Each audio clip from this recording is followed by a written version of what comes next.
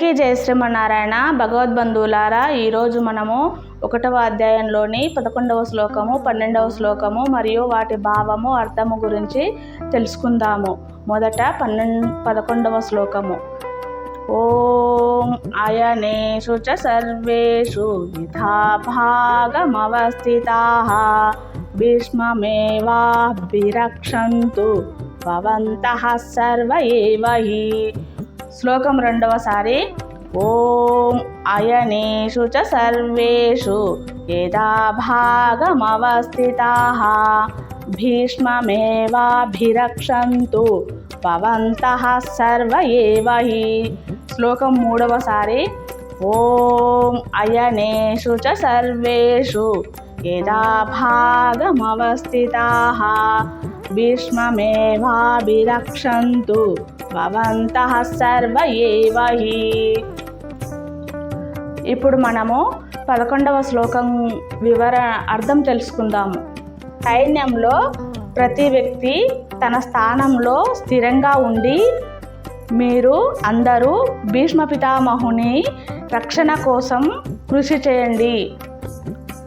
వివరణ. ఈ శ్లోకము మహాభారత యుద్ధ సమయంలో దుర్యోధనుడు తన సైనికులకు ఇచ్చిన ఆజ్ఞ.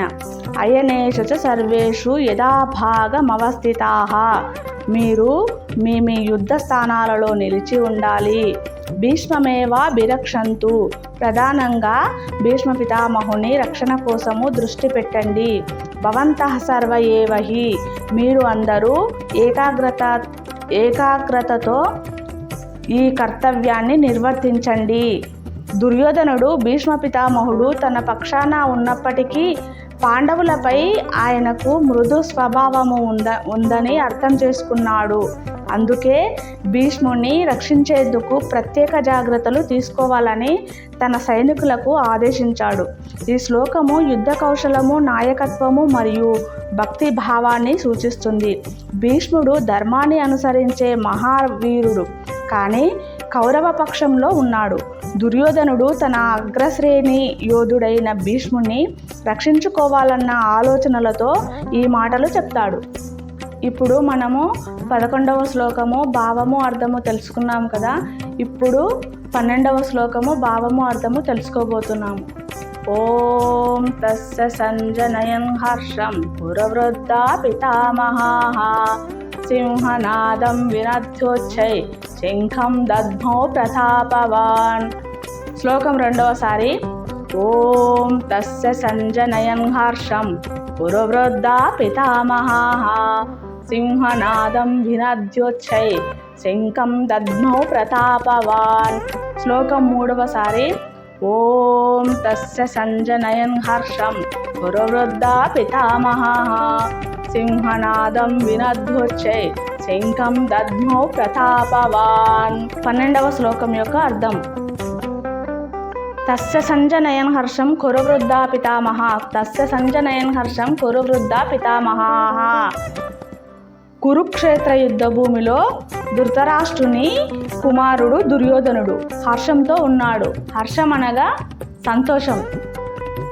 అప్పుడు కౌరవుల పెద్దవాడు మహాపరాక్రమశాలి అయిన భీష్మ పితామహుడు సింహనాదం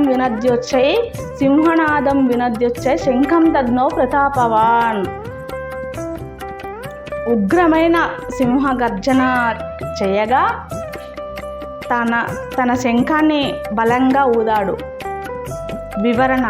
ఈ శ్లోకంలో భీష్మ పితామహుడు యుద్ధానికి సన్నద్ధమవుతూ తన శంఖమనగా పాంచజన్యం ఊదడంతో యుద్ధం ప్రారంభమైంది అని చెప్పబడింది. అతని శంఖ ధ్వని కౌరవ సైన్యంలో ఉత్సాహాన్ని పెంచింది. ఇది కౌరవుల పక్షంలో యుద్ధోత్సాహాన్ని ప్రదర్శించింది. ఇప్పుడు మనము 1వ అధ్యాయంలోని 11వ శ్లోకము, 12వ శ్లోకము వాటి భావము, అర్థము గురించి తెలుసుకున్నాము. తిరిగి నెక్స్ట్ ఎపిసోడులో 13వ శ్లోకము, 14వ శ్లోకము వాటి భావార్థాల గురించి నేర్చుకుందాము. ఈ వీడియో కనుక మీకు నచ్చినట్లయితే లైక్ చేయండి, షేర్ చేయండి, సబ్స్క్రైబ్ చేసుకోండి. మీ బంధుమిత్రులకు ఈ వీడియో షేర్ చేయండి.